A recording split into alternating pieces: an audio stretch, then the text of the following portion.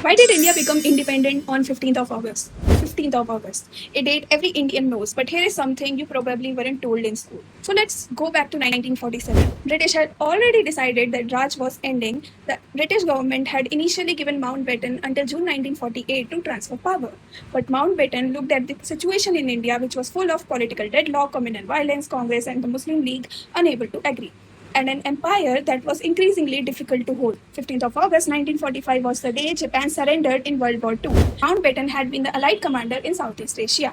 15th of August already carried a huge personal and military significance for him. 2 years later, the British would transfer power in India on the same date. And that's why 15th of August 1947 wasn't simply that the British left.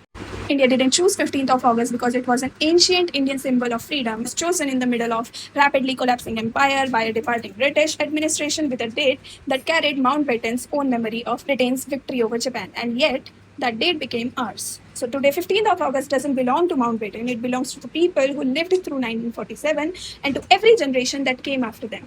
That's the whole story behind the date we celebrate every week. Happy Independence Day.